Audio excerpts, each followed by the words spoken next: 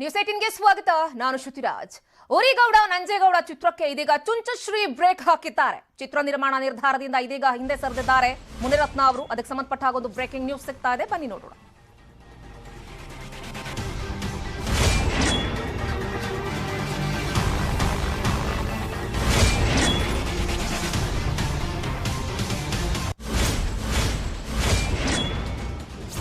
ಉರಿಗೌಡ ನಂಜೇಗೌಡ ಚಿತ್ರಕ್ಕೆ ಇದೀಗ ಚುಂಚಶ್ರೀಗಳು ಬ್ರೇಕ್ ಹಾಕಿದ್ದಾರೆ. ಚಿತ್ರ ನಿರ್ಮಾಣ ನಿರ್ಧಾರದಿಂದ ಯಾಕೋ ಮುನಿರತ್ನ ಅವರು ಹಿಂದೆ ಸರಿದಂತೆ ಕಾಣಿಸ್ತಾ ಇದೆ. ಇನ್ನು ಮುಂದೆ ಈ ಬಗ್ಗೆ ನಾನು ಮಾತನಾಡೋದಿಲ್ಲ ಅನ್ನೋ ಒಂದು ಹೇಳಿಕೆಯನ್ನ ಕೂಡ ಕೊಟ್ಟಿದ್ದಾರೆ. ಕಾರಣ ಏನಪ್ಪಾ ಅಂತ ಹೇಳಿದ್ರೆ, ನಿರ್ಮಲಾನಂದನಾಥ ಶ್ರೀಗಳ ಜೊತೆ ಚರ್ಚೆ ಆದ ಮೇಲೆ ಮುನಿರತ್ನ ಅವರು ತಮ್ಮ ಮನಸ್ಸನ್ನ ಬದಲಾಯಿಸೋದು ಗೊತ್ತಾಗ್ತಾ ಇದೆ. ಈ ಬಗ್ಗೆ ಶ್ರೀಗಳು ಇವತ್ತು ನನ್ನ ಜೊತೆ ಚರ್ಚೆಯನ್ನ ನಡೆಸಿದ್ರು. ಒಕ್ಕಲಿಗರ ಮನಸ್ಸಿಗೆ ನೋವು ಮಾಡೋದು ಬೇಡ ಅನ್ನೋ ಕಾರಣಕ್ಕೋಸ್ಕರ ಈ ವಿಚಾರದಲ್ಲಿ ನಾನು ಹಿಂದೆ ಸರಿದಿದ್ದೇನೆ ಅನ್ನೋ ರೀತಿಯ ಹೇಳಿಕೆಗಳನ್ನ ಕೊಟ್ಟಿದ್ದಾರೆ. ಸಿನಿಮಾ ಮಾಡುವ ನಿರ್ಧಾರದಿಂದ ನಾನು ಹಿಂದೆ ಸರಿದಿದ್ದೇನೆ ಅನ್ನೋದು ಮುನಿರತ್ನ ಅವರ ಮಾತುಗಳು. ಯಾಕಂದ್ರೆ ಒಕ್ಕಲಿಗರನ್ನ ಎದುರು ಹಾಕೊಳ್ಬೇಕಾಗತ್ತೆ. ಉರಿಗೌಡ ನಂಜೇಗೌಡ ಅನ್ನೋದೇ ದೊಡ್ಡ ಮಟ್ಟದಲ್ಲಿ ಹೊತ್ತಿ ಉರಿತಾ ಇದೆ ರಾಜ್ಯದಲ್ಲಿ. ಇದೇ ವಿಚಾರಕ್ಕೆ ಸಂಬಂಧಪಟ್ಟ ಹಾಗೆ ಒಂದು ಕಡೆ ಕಾಂಗ್ರೆಸ್ನವರು ಕೂಡ ಬಹಳ ದೊಡ್ಡ ಮಟ್ಟದಲ್ಲಿ ವಿರೋಧವನ್ನ ವ್ಯಕ್ತಪಡಿಸ್ತಾ ಇದ್ರು. ಇದೆಲ್ಲ ಬೆಳವಣಿಗೆಗಳನ್ನ ಗಮನಿಸಿ ಇವತ್ತು ನಿರ್ಮಲಾನಂದನಾಥ ಶ್ರೀಗಳ ಜೊತೆಯಲ್ಲಿ ಮುನಿರತ್ನ ಅವರು ಒಂದು ಚರ್ಚೆಯನ್ನ ನಡೆಸಿದ್ರು. ಈ ಸಂದರ್ಭದಲ್ಲಿ ಕೆಲವೊಂದಿಷ್ಟು ವಿಚಾರಗಳ ಬಗ್ಗೆ ಚರ್ಚೆಯನ್ನು ಕೂಡ ನಡೆಸಿದ್ದಾರೆ. ಇನ್ನು ಮುಂದೆ ನಾನು ಈ ವಿಚಾರಕ್ಕೆ ಸಂಬಂಧಪಟ್ಟ ಹಾಗೆ, ಅಂದ್ರೆ ಈ ಚಿತ್ರ ನಿರ್ಮಾಣ ವಿಚಾರ ಏನಿದೆ ಆ ವಿಚಾರಕ್ಕೆ ಸಂಬಂಧಪಟ್ಟ ಹಾಗೆ ನಾನು ಯಾವುದೇ ರೀತಿಯಾದಂತಹ ಹೇಳಿಕೆಗಳನ್ನ ಕೂಡ ಕೊಡೋದಿಲ್ಲ. ಶ್ರೀಗಳ ಜೊತೆಯಲ್ಲಿ ಮಾತನಾಡಿದ ಮೇಲೆ ಅದಕ್ಕೆ ಬ್ರೇಕ್ ಹಾಕಬೇಕು ಅನ್ನೋ ನಿರ್ಧಾರಕ್ಕೆ ನಾನು ಬಂದಿದ್ದೇನೆ ಅನ್ನೋ ಒಂದು ಹೇಳಿಕೆಯನ್ನ ಕೊಟ್ಟಿದ್ದಾರೆ. ಯಾಕಂದ್ರೆ ಇನ್ನೇನು ಕೆಲವೇ ದಿನಗಳಲ್ಲಿ ಎಲೆಕ್ಷನ್ ಕೂಡ ಹತ್ರ ಬರ್ತಾ ಇದೆ. ಈ ಸಂದರ್ಭದಲ್ಲಿ ಈ ಉರಿಗೌಡ ನಂಜೇಗೌಡ ಅನ್ನೋ ವಿಚಾರಕ್ಕೆ ಸಂಬಂಧಪಟ್ಟ ಹಾಗೆ ದೊಡ್ಡ ಮಟ್ಟದ ಇಶ್ಯೂ ಆಗ್ತಾ ಇದೆ ರಾಜ್ಯದಲ್ಲಿ. ಇದು ಒಕ್ಕಲಿಗರನ್ನ ಬಹಳ ದೊಡ್ಡ ಮಟ್ಟದಲ್ಲಿ ಆಕ್ರೋಶಕ್ಕೆ ಗುರಿ ಮಾಡ್ತಾ ಇದೆ. ಹಾಗಾಗಿ ನಾನು ಈ ವಿಚಾರಕ್ಕೆ ಸಂಬಂಧಪಟ್ಟ ಹಾಗೆ ಯೋಚಿಸಿ ಈ ನಿರ್ಧಾರವನ್ನ ತೆಗೆದುಕೊಂಡಿದ್ದೇನೆ ಅನ್ನೋದು ಮುನಿರತ್ನ ಅವರ ಮಾತುಗಳು.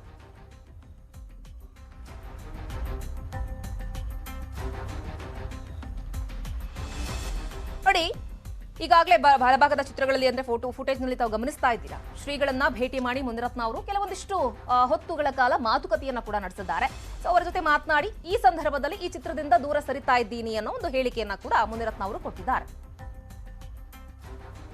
ಬನ್ನಿ ಬಗ್ಗೆ ಮತ್ತಷ್ಟು ಮಾಹಿತಿಯನ್ನು ಕೊಡ್ತಾರೆ ನಮ್ಮ ಪ್ರತಿನಿಧಿ ಸುನಿಲ್ ಗೌಡ ದೂರವಾಣಿ ಸಂಪರ್ಕದಲ್ಲಿ ಜಾಯ್ನ್ ಆಗ್ತಾ ಇದ್ದಾರೆ.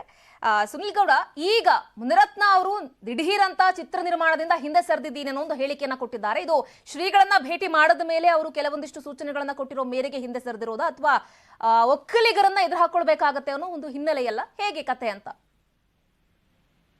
ಖಂಡಿತ ಶ್ರುತಿ, ಏನು ಇವತ್ತು ಮುನಿರತ್ನ ಅವರು ಮಂಡ್ಯದ ಕೊಮ್ಮೆರಳ್ಳಿಯಲ್ಲಿರ್ತಕ್ಕಂಥ ಏನು ಆದಿಚುಂಚನಗಿರಿಯ ಶಾಖಾಮಠ ಏನಿದೆ, ಈ ಶಾಖಾಮಠದಲ್ಲಿ ಇವತ್ತು ನಿರ್ಮಲಾನಂದನಾಥ ಸ್ವಾಮೀಜಿ ಅವ್ರನ್ನ ಭೇಟಿ ಮಾಡಿದ್ರು.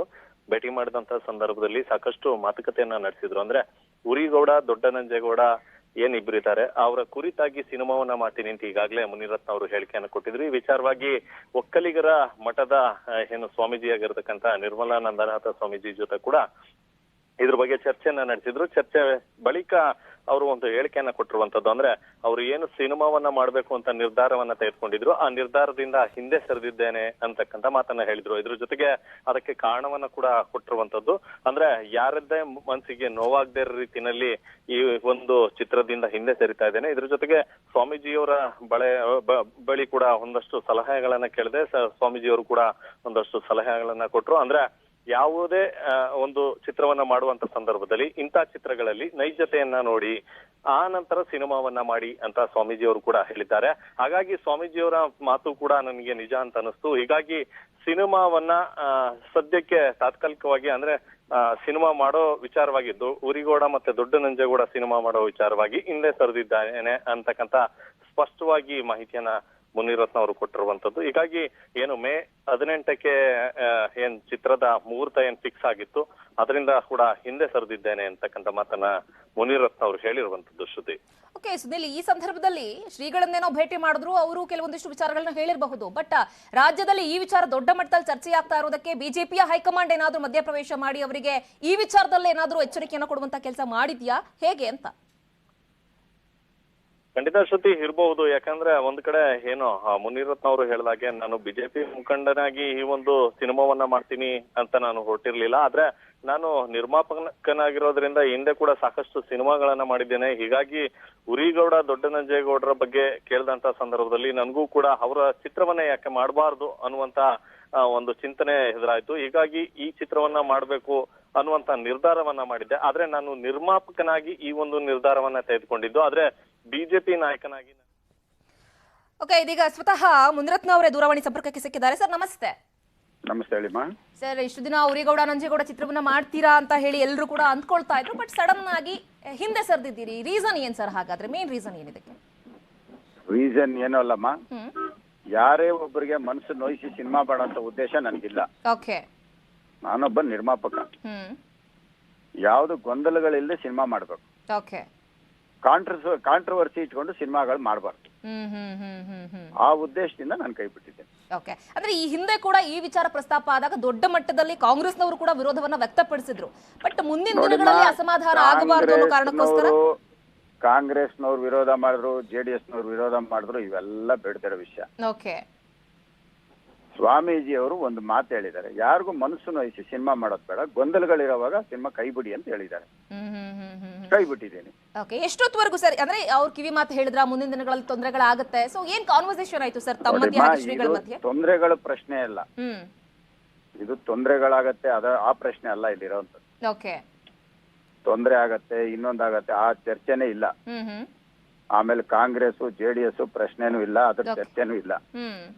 ಇದರಿಂದ ಯಾರಿಗಾದ್ರೂ ಮನ್ಸಿಗೆ ಬೇಜಾರಾಗಂತ ಕೆಲಸ ಆಗ್ಬೋದು, ಅದನ್ನ ಬೇಡ. ನಿಮ್ಗೆ ಒಂದು ಸಲಹೆ. ಓಕೆ, ಅಂದ್ರೆ ನೀವೇ ಖುದ್ದು ಶ್ರೀಗಳನ್ನ ಭೇಟಿ ಮಾಡಿ ಈ ವಿಚಾರಕ್ಕೆ ಸಂಬಂಧಪಟ್ಟಾಗ ನೀವೇ ಪ್ರಸ್ತಾಪ ಮಾಡಿದ್ದ ಹೇಗೆ ಮುನಿರತ್ನ ಸರ್? ನನ್ನೇ ಸ್ವಾಮೀಜಿ ಅವರು ನನಗೆ ದೂರವಾಣಿ ಕರೆ ಮಾಡಿದ್ರು, ಬರಕ್ ಕೇಳಿದ್ರು, ಹೋಗಿದ್ದೆ. ಹೋದಾಗ ಮಾತಾಡಿದ್ದೀನಿ. ಹಾಗಾದ್ರೆ ಚಿತ್ರ ನಿರ್ಮಾಣದಿಂದ ಹಿಂದೆ ಸರಿದಿದ್ದೀರಿ ಹಾಗಾದ್ರೆ? ಹೌದು, ಶ್ರೀಗಳ ಮಾತಿಗೆ ಬೆಲೆ ಕೊಟ್ಟು. ನೋಡಿಮ್ಮ, ಎಲ್ರು ಅವ್ರ ಮಾತು ಕೇಳಬೇಕು. ಓಕೆ, ಕಾರಣ ಅವ್ರಿಗಿರ್ತಕ್ಕಂಥ ದೂರದೃಷ್ಟಿ, ಎಲ್ಲಾರನ್ನು ಒಟ್ಟಿಗೆ ತಗೊಂಡೋಗುವಂತ ಒಂದು ಒಳ್ಳೆಯ ಮನಸ್ಸಿರ್ತಕ್ಕಂಥವ್ರು. ಹೌದು, ಅವ್ರಿಗೆ ಯಾವುದೇ ಒಂದು ಜಾತಿ ಇನ್ನೊಂದು ವರ್ಗ ಅದು ಯಾವುದು ಇಲ್ಲದೆ, ಏನು ಕೆಂಪೇಗೌಡರು ಬೆಂಗಳೂರು ಕಟ್ಟಿದ್ರು ಎಲ್ಲಾ ವರ್ಗ ಎಲ್ಲಾ ಜಾತಿಯವ್ರನ್ನ ಜೊತೆಲಿ ಇಟ್ಕೊಂಡು, ಅದೇ ರೀತಿ ಒಂದು ಮನಸ್ಸುಳ್ಳಂತ ಒಂದು ಮಹಾಸ್ವಾಮಿಗಳು.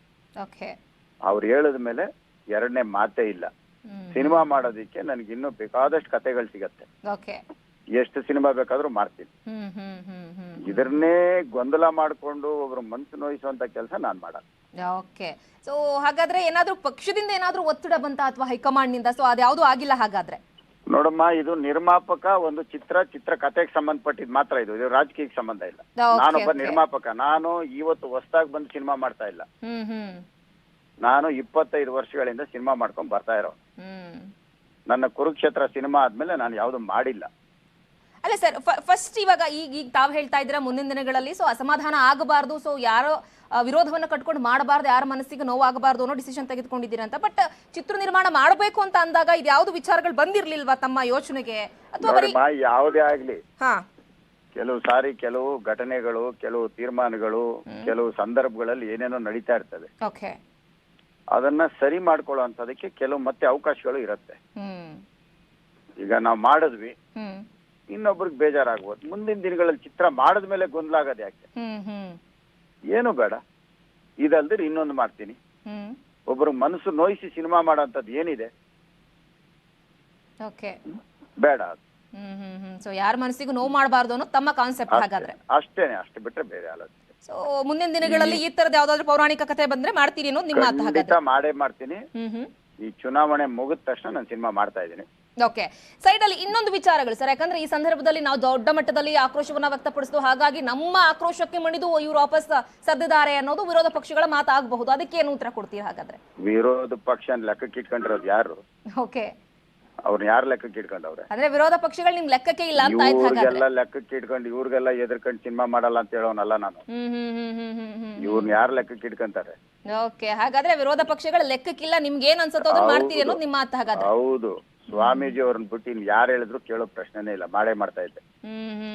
ಓಕೆ, ಇದಕ್ಕೆ ನಿಮ್ಗೆ ತುಂಬಾ ಜನ ಬಿಜೆಪಿ ಅವರು ಕೂಡ, ಈಗ ಅಶ್ವಥ್ ನಾರಾಯಣ ಅವರಾಗ್ಲಿ ಎಲ್ಲರೂ ಕೂಡ ಸಾಥ್ ಕೊಟ್ಟಿದ್ರು. ಸೊ ಅವ್ರಿಗೂ ಎಲ್ಲ ವಿಚಾರಗಳು ಗೊತ್ತಿದ್ಯಾ? ಅವರು ಬೇಡ ಅಂತ ಡಿಸ್ಕಸ್ ಮಾಡಿದ್ರೆ ಹೇಗೆ? ನೋಡಿಮ್ಮ, ಚಿತ್ರ ಮಾಡೋದು ನನ್ನ ಸ್ವಂತ ತೀರ್ಮಾನ. ಓಕೆ, ಇದರಲ್ಲಿ ಯಾರೊಬ್ಬರು ತೀರ್ಮಾನನೂ ಇರಲ್ಲ. ಹಂಗಾಗಿ ಅದೆಲ್ಲ ಮುಗಿದೋಗಿರೋ ಕತೆ. ಓಕೆ, ಬಿಟ್ಬಿಡಿ. ಅದು ಇವತ್ತಿಂದ ಉರಿಗೌಡ ನಂಜೇಗೌಡ ಸಿನಿಮಾ ಋಷಭಾದ್ರಿ ಪ್ರೊಡಕ್ಷನ್ ಮುನಿರತ್ನನಿಂದ ಸೆಟ್ ಇರಲ್ಲ. ಓಕೆ, ಸೊ ನಿಮ್ಮ ಕಡೆಯಿಂದ ಸೆಟ್ ಇರೋದಿಲ್ಲ ಅನ್ನೋದು ಒಂದು ಮಾತು. ಬಟ್ ಇದು ನೈಜ ಕಥೆಯಾಧಾರಿತ ಅನ್ನೋದೊಂದು ಇತ್ತಲ್ಲ ಸರ್, ಅದು ನಿಜ ಈಗಲೂ ಕೂಡ ಅದು ನಿಜಾನ ಹಾಗಾದ್ರೆ? ಅದು ನೋಡಮ್ಮ, ನೈಜ ಕಥೆ ಇರ್ಲಿ ಕಾಲ್ಪನಿಕ ಕಥೆ ಇರ್ಲಿ, ಮುನಿರತ್ನ ಇರೋದಿಲ್ಲ. ಓಕೆ, ಸೊ ಅದು ಯಾವ್ದಾದ್ರೂ ಆಗಿರ್ಲಿ, ನಾನ್ ಚಿತ್ರದಿಂದ ಹಿಂದೆ ಸರ್ದಿದ್ದೀನಿ ಅಷ್ಟೇ ಅಂತ ಉತ್ತರ ತಮ್ಮ. ಅದು ಒಂದೇ ಒಂದು ಸ್ವಾಮೀಜಿಯವರ ಒಂದು ಯಾರ ಮನಸ್ಸಿಗೂ ನೋವುಂಟು ಮಾಡಬಾರ್ದು ಅನ್ನೋದು ಒಂದು ಕಿವಿ ಮಾತು, ಅದು ನನಗೆ ಸರಿ ಅನಿಸಿದೆ. ಓಕೆ, ಹಾಗಾದ್ರೆ ತಾವು ಶ್ರೀಗಳ ಮಾತಿಗೆ ಮಾತ್ರ ಬೆಲೆ ಕೊಟ್ಟು ಈ ನಿರ್ಧಾರದಿಂದ ಹಿಂದೆ ಸರಿದಿದ್ದೀರಿ ಅಂತ ಆಯ್ತು ಅಲ್ಲಿಗೆ? ಹೌದು ಹೌದು. ಓಕೆ, ಹಾಗಾದ್ರೆ ರಾಜ್ಯದಲ್ಲಿ ಏನ್ ದೊಡ್ಡ ದೊಡ್ಡ ಮಟ್ಟದಲ್ಲಿ ಆಕ್ರೋಶಗಳು ಅಥವಾ ಏನೇನೋ ಹೇಳಿಕೆಗಳು ಬರ್ತಾ ಇದ್ರೆ ಅದ್ಯಾವುದಕ್ಕೂ ಕೂಡ ತಾವು ತಲೆ ಕೆಡಿಸ್ಕೊಂಡಿಲ್ಲ? ನೋಡಿಮ್ಮ, ರಾಜಕಾರಣಿಗಳು ಅವ್ರವ್ರಿಗೆ ಇಷ್ಟ ಬಂದಂಗೆ ಮಾತಾಡ್ತಾರೆ. ಓಕೆ, ಅವಕ್ಕೆಲ್ಲ ಉತ್ತರ ಕೊಡುವಂತದ್ದು ಏನಿದೆ. ಯಾರಿಗೆ ಸಾರ್ವಜನಿಕರು ಸಿನಿಮಾ ಮಾಡೋ ಸಿನಿಮಾ ಅಭಿಮಾನಿಗಳಿಗೆ ಮನಸ್ಸು ನೋಯಿಸಬಾರ್ದು, ಅದು ನನ್ನ ಉದ್ದೇಶ. Okay, thank you Munirathna sir, ಎಷ್ಟೊತ್ತು ನ್ಯೂಸ್ 18 ಜೊತೆ ಮಾತನಾಡಿದ್ದಕ್ಕೆ. ಬಿಜೆಪಿಯವರು ದೇಶದ ಐಕ್ಯತೆಯನ್ನ ಹಾಳು ಮಾಡ್ತಿದ್ದಾರೆ. ಸಿಟಿ ರವಿ, ಶೋಭಾ, ಅಶ್ವಥ್ ನಾರಾಯಣ್ ಅವರು ಒಕ್ಕಲಿಗ ವಿರೋಧಿಗಳು ಅನ್ನೋದು ಕಾಂಗ್ರೆಸ್ನವರ ಆರೋಪ. ಅದರಲ್ಲೂ ಕೆಪಿಸಿಸಿ ಅಧ್ಯಕ್ಷ ಡಿಕೆ ಶಿವಕುಮಾರ್ ಅವರು ಕಿಡಿಕಾರಿರೋದು ಬಿಜೆಪಿ ಒಕ್ಕಲಿಗ ನಾಯಕರ ವಿರುದ್ಧ ಅವರಿದ್ದಾರೆ ಅಂತ ಹೇಳಿ ಶಿವಕುಮಾರ್ ಅವರು ಇದೀಗ ಆಕ್ರೋಶವನ್ನ ವ್ಯಕ್ತಪಡಿಸಿದ್ದಾರೆ. ಕೋಮ್ಗಳ ಬಗ್ಗೆ ದ್ವೇಷವನ್ನ ಮಾಡಲಿಕ್ಕೆ ಇವತ್ತು ಹೊರಟಿದ್ದಾರೆ. ಟಿಪ್ಪು ಸುಲ್ತಾನ್ ಸತ್ತು 2 ಶತಮಾನ ಕಳೆದಿದೆ. ಈಗ ಹೊಸದಾಗಿ ಒಂದು ಪುಸ್ತಕ ಅನಂತ ಅಶ್ವಥ್ ನಾರಾಯಣ, ಸಿಟಿ ರವಿ, ಶೋಭಾ ಕಾರಂಜು ಇವರೆಲ್ಲ ಸೇರಿ ಆಮೇಲೆ ಅದಕ್ಕೆ ಪ್ರೊಡ್ಯೂಸರು ಮುನಿರತ್ನ ಅಂತ, ಅದಕ್ಕೊಂದು ಚಿತ್ರ. ಅವ್ರಿಗೆ ಪಾಪ ಪಾಠ ಹೇಳ್ಕೊಟ್ಟ ಕೆಲವು ಮೇಷ್ಟ್ರುಗಳ ಬಗ್ಗೆ ಚರ್ಚೆ ಮಾಡಿದ್ವು ನಾವು. ಪಾಪ ಅವರೇ ನಾವು ಇವೆಲ್ಲ ಪಾಠ ಹೇಳ್ಕೊಟ್ಟಿಲ್ವಲ್ಲ ಇವ್ರಿಗೆ ಎಲ್ಲಿಂದ ಬಂತು ಅಂತ ಅವರು ಯೋಚನೆ ಮಾಡ್ತಾ ಇದ್ದಾರೆ. ಹೊಸದಾಗಿ ಉರಿಗೌಡ ನಂಜೇಗೌಡ ಅಂತ ಜಾತಿ ಬಣ್ಣ ಕಟ್ಬಿಟ್ಟು ಚಿತ್ರ ತೆಗೆಸ್ಕೊಂಡು ಇವರೇ ಚಿತ್ರ ಹೊಸದಾಗಿ ಕಾಲ್ಪನಿಕ ಸ್ಟೋರಿನ ಬರ್ಸಿ ಇವತ್ತೇನು ಮಾಡ್ತಾ ಇದ್ದಾರಲ್ಲ, ಇದು ನಾನು ಖಂಡಿಸ್ತೇನೆ.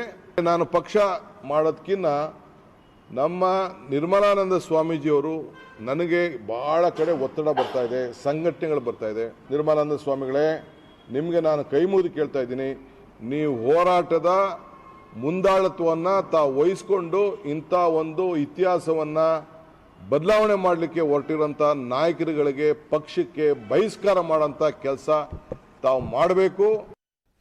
Welcome back.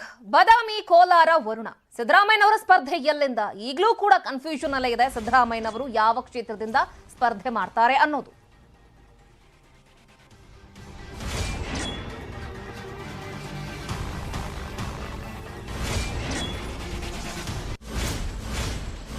ನೋಡಿ, ಈಗಲೂ ಕೂಡ ಸಿದ್ದರಾಮಯ್ಯನವರಿಗೆ ಕನ್ಫ್ಯೂಷನ್ ಇದೆ ಅಂತ ಅಂದ್ರೆ ಹೇಳಿದ್ರೆ ಅವರಿಗೂ ಕೂಡ ಎಲ್ಲೋ ಒಂದು ಕಡೆ ತಳಮಳ ಶುರುವಾಗಿದೆ ಅಂತಾನೆ ಅರ್ಥ. ಇಲ್ಲಿ ಬಾದಾಮಿಯಿಂದ ಸ್ಪರ್ಧೆ ಮಾಡ್ತಾರಾ, ಕೋಲಾರನ, ವರುಣಾನ, 3-4 ಕಡೆ ಆಪ್ಷನ್ ಇದೆ. ಬಟ್ ಎಲ್ಲಿ ನಿಂತ್ಕೊಂಡ್ರೆ ಗೆಲ್ತೀನಿ ಅನ್ನೋ ಒಂದು ಕಾನ್ಫಿಡೆನ್ಸ್ ಈಗಲೂ ಕೂಡ ಸಿದ್ದರಾಮಯ್ಯನವರಿಗೆ ಬಂದಿಲ್ಲ. ಸೊ ಕೋಲಾರದಿಂದ ಬೇಡ ಅಂತ ಹೇಳಿ ಯಾಕೋ ಹೈಕಮಾಂಡ್ ಹೇಳ್ತಾ ಇದೆ. ಈಗಾಗಲೇ ನಾನು ಕೋಲಾರದಿಂದಲೇ ಸ್ಪರ್ಧಿಸ್ತೀನಿ ಅಂತ ಹೇಳಿ ಸಿದ್ದರಾಮಯ್ಯನವರು ಈಗಾಗಲೇ ಹೇಳಿಕೆಯನ್ನ ಕೂಡ ಕೊಟ್ಟಿದ್ದಾರೆ. ಕ್ಷೇತ್ರ ಪ್ರವಾಸವನ್ನ ಕೂಡ ಮಾಡ್ತಾ ಇದ್ದಾರೆ. ಬಟ್ ಈಗ ವರುಣಾದಿಂದ ಸ್ಪರ್ಧೆ ಬಗ್ಗೆ ಇನ್ನೂ ಕೂಡ ಗೊಂದಲ ಇದೆ ಅವರಿಗೆ. ಸೊ ಏನ್ ಮಾಡಬೇಕು ಅನ್ನೋ ಕನ್ಫ್ಯೂಷನ್ ಸಿದ್ದರಾಮಯ್ಯನವರಿಗೆ ಕಾಡ್ತಾ ಇದೆ. ಇಲ್ಲಿ ಹಾಲಿ ಬಾದಾಮಿ ಶಾಸಕರಾಗಿದ್ದಾರೆ ಸಿದ್ದರಾಮಯ್ಯನವರು. ಆ ಕಡೆಯಿಂದ ಇಲ್ಲೇ ಬಂದು ಈ ಬಾರಿ ಸ್ಪರ್ಧೆ ಮಾಡಿ ಅಂತ ಹೇಳಿ ಅವರ ಬೆಂಬಲಿಗರು, ಆ ಭಾಗದ ಕಾರ್ಯಕರ್ತರುಗಳು ಬಂದು ಹೇಳ್ತಿದ್ದಾರೆ. ಬಟ್ ನೋಡ್ಬೇಕು ಏನ್ ಮಾಡ್ತಾರೆ ಸಿದ್ದರಾಮಯ್ಯನವರು ಅಂತ. ಈ ಬಗ್ಗೆ ಮತ್ತಷ್ಟು ಮಾಹಿತಿಯನ್ನು ಕೊಡ್ತಾರೆ ನಮ್ಮ ಪ್ರತಿನಿಧಿ ಶಿವಪ್ರಸಾದ್ ನೇರ ಸಂಪರ್ಕದಲ್ಲಿ ಜಾಯ್ನ್ ಆಗ್ತಾ ಇದ್ದಾರೆ. ಶಿವಪ್ರಸಾದ್, ಅವರು ಮಾಜಿ ಮುಖ್ಯಮಂತ್ರಿಗಳಿಗೆ ಇನ್ನೂ ಕೂಡ ಒಂದು ಕ್ಷೇತ್ರದ ಇಲ್ಲಿ ಕನ್ಫ್ಯೂಷನ್ ಇದೆ ಅಂತ ಹೇಳಿದ್ರೆ ನಿಜಕ್ಕೂ ಒಂದ್ ರೀತಿ ಆಶ್ಚರ್ಯ ಆಗತ್ತೆ. ಅಂದ್ರೆ ಇನ್ನೂ ಕೂಡ ಕನ್ಫ್ಯೂಷನ್ ಅದೇ ರೀತಿಯಾಗಿ ಮುಂದುವರೆದಿದೆಯಾ ಸಿದ್ದರಾಮಯ್ಯನವರಿಗೆ, ಹೇಗೆ ಅಂತ?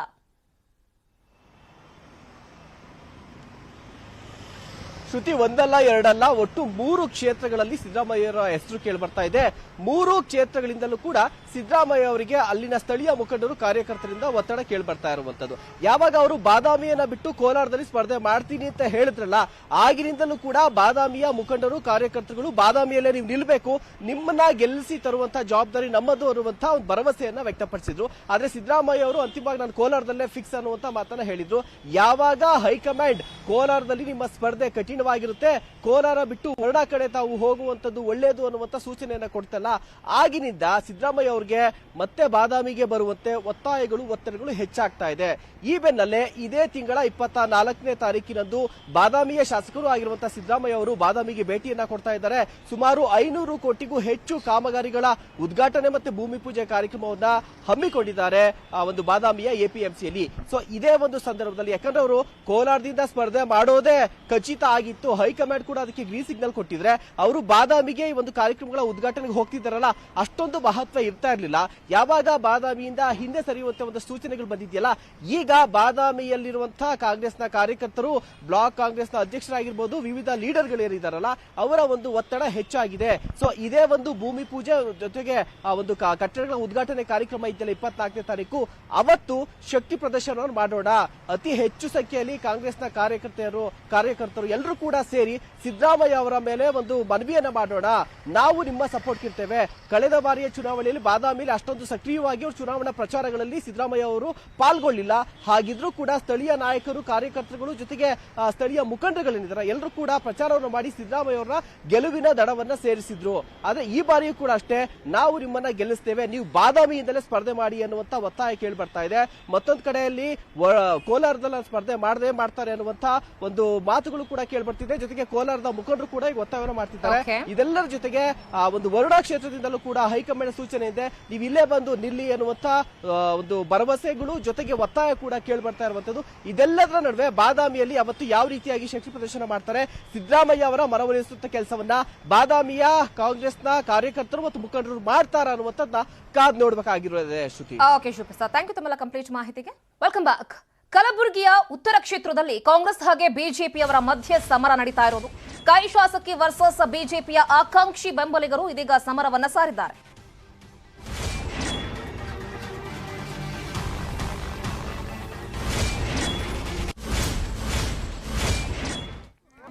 ನೋಡಿ, ಕಲಬುರಗಿ ಉತ್ತರ ಮತಕ್ಷೇತ್ರದಲ್ಲಿ ಬಿಜೆಪಿ ಹಾಗೆ ಕಾಂಗ್ರೆಸ್ ಕಾರ್ಯಕರ್ತರ ನಡುವೆ ದೊಡ್ಡ ಮಟ್ಟದ ವಾಗ್ವಾದವೇ ನಡೆದಿದೆ.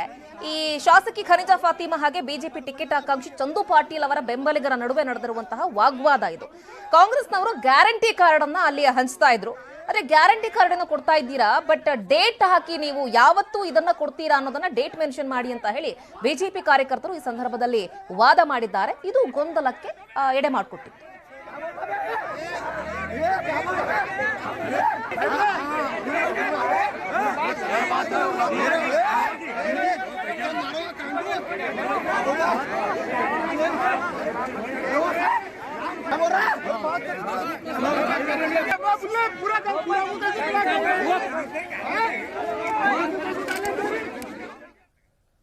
ಇನ್ಫ್ರಾ ಮಾರ್ಕೆಟ್ ಅರ್ಪಿಸುವ ವೆದರ್ ರಿಪೋರ್ಟ್ ಅನ್ನು ಬನ್ನಿ ನೋಡೋಣ.